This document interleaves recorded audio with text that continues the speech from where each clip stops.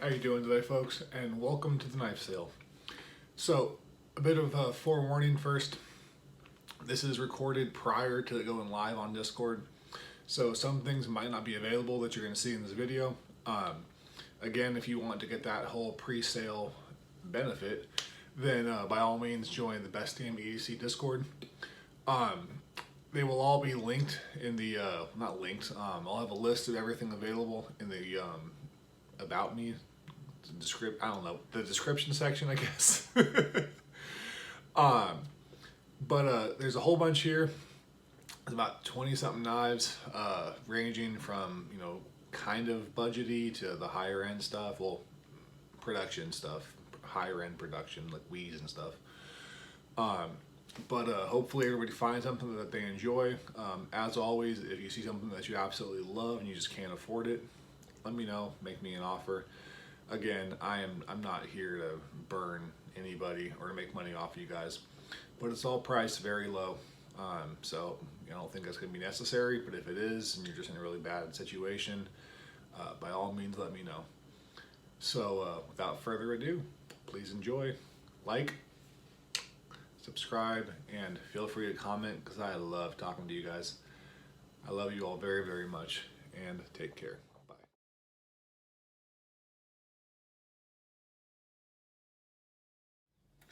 Alright, so we're changing the aspect ratio of the camera a bit to facilitate opening of knives.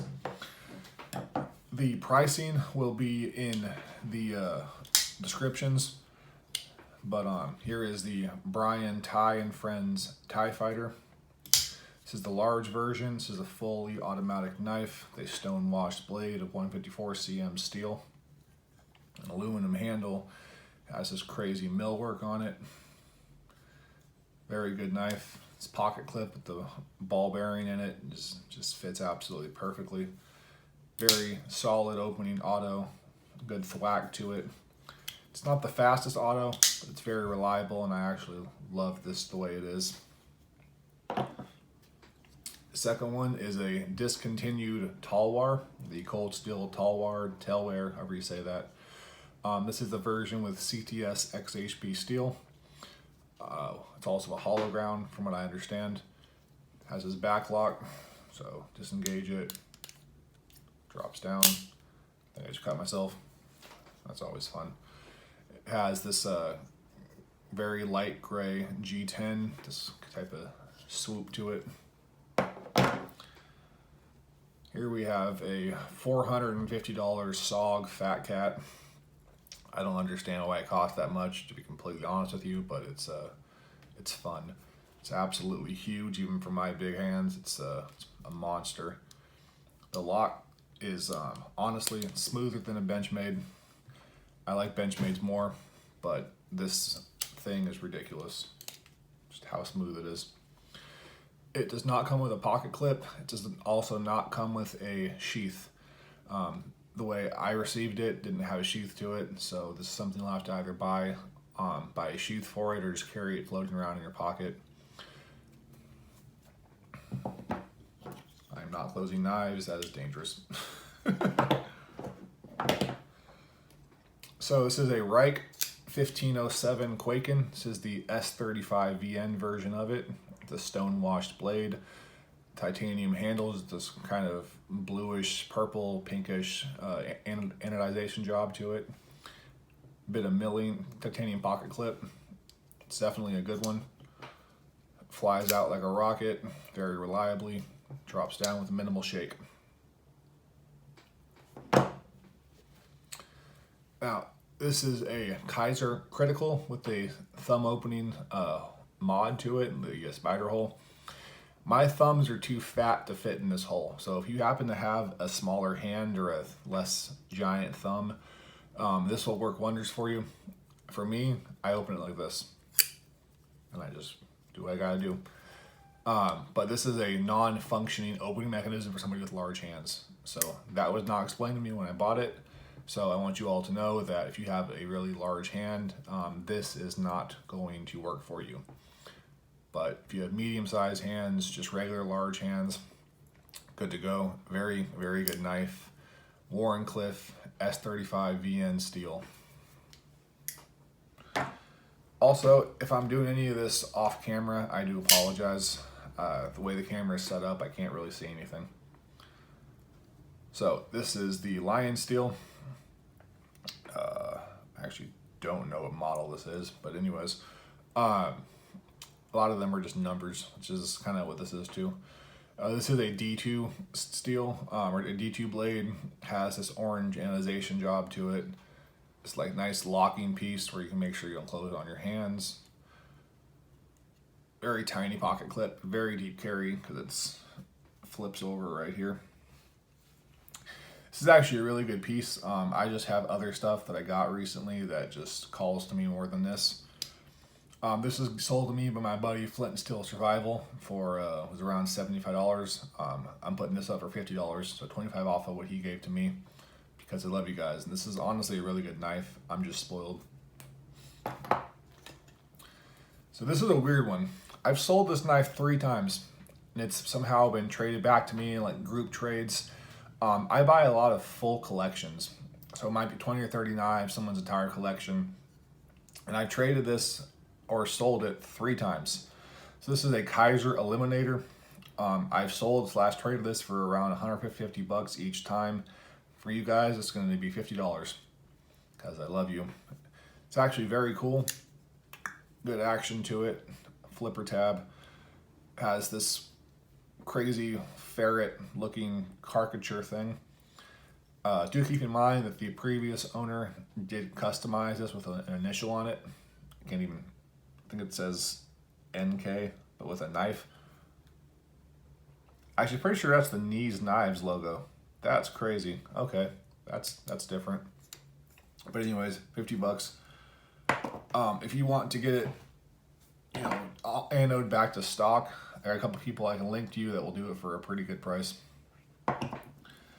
This is a twosun. I'm not sure what model it is because they just go by crazy names.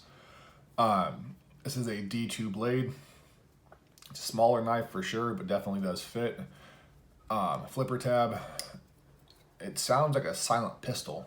It's a very interesting knife.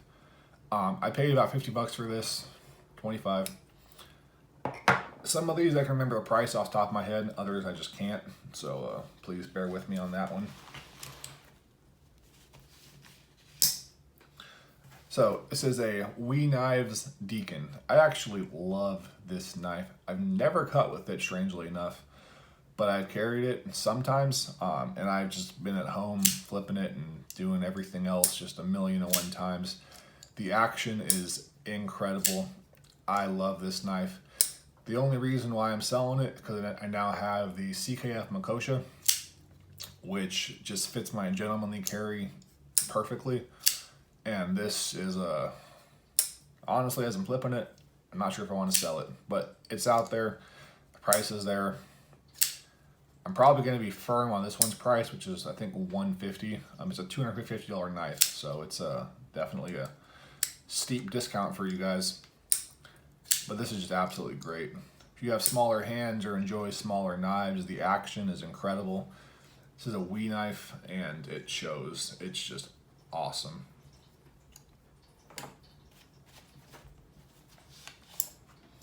Next, we have a Lionsteel Tispine. So I paid $375 for this brand new from Knife Center. Apparently they go for much less than that, and Knife Center just fucking sucks. So this normally retails, or excuse me, it goes on secondary market for about 200 bucks. You're gonna pay less than that. Forgot the exact number, but it's a very beautiful titanium integral knife. It's absolutely awesome.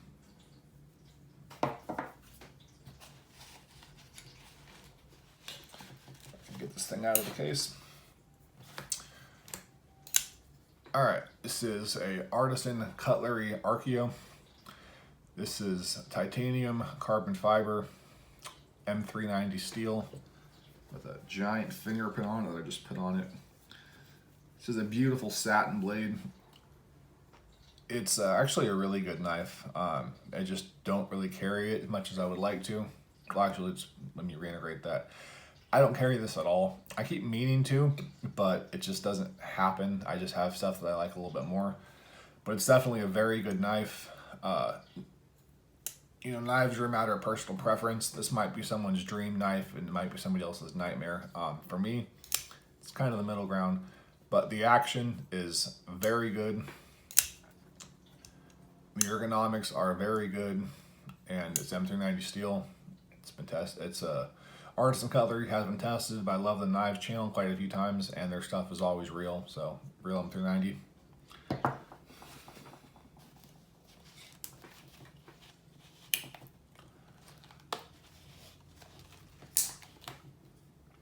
So this is the Mash Drop Eric Oaks Orca.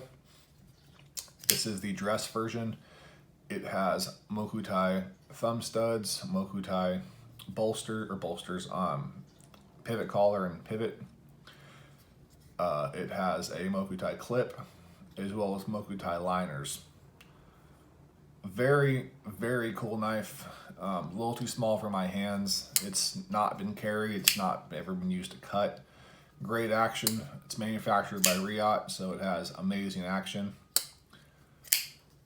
But it's just not quite right for my hands. I actually got this a while ago, and I just kept meaning to carry it. It just never happened, and it's just time for it to go. But it is an amazing flipper. Great knife.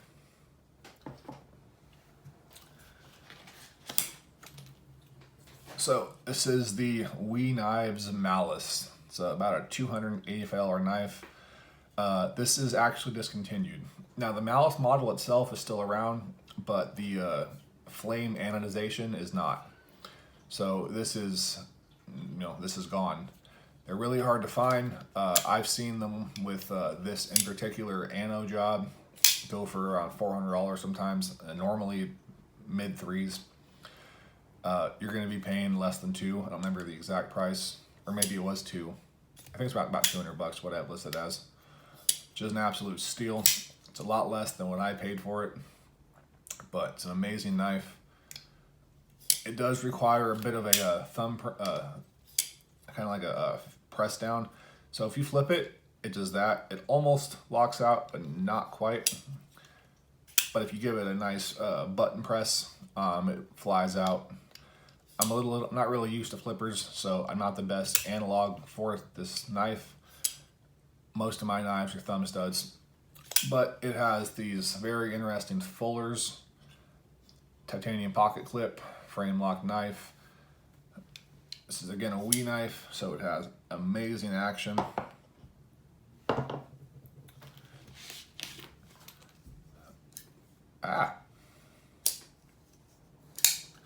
So Benchmade Super Freek. This is an upgraded model of the standard Freek with red anodized barrel spacers, red anodized interior, and this is actually something that I put on from a different knife.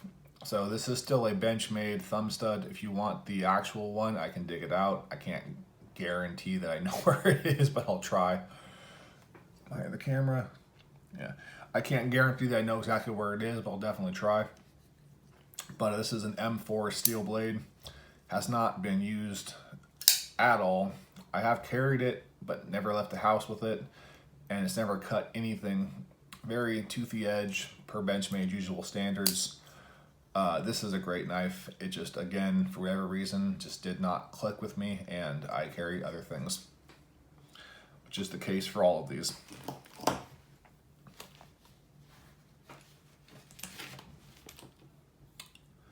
So we have a clone. Now let me specify this. This is a clone. This is not a Microtech anax. This is a green thorn anax clone. This retails for about $120.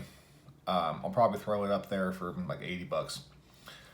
It's actually has really good action.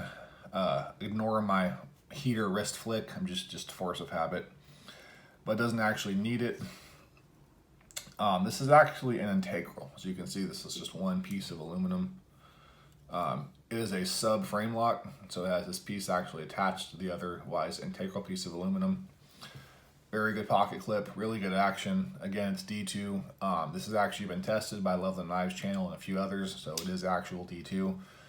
Actually a really good knife. I don't support clones. I bought this thinking I would love it, and then buy an actual anax, I just kind of don't. Just the way the gigantic fat blade with a thin handle and everything else, it just did not speak to me at all. So, got a couple budget offerings. This is the CRKT snap lock.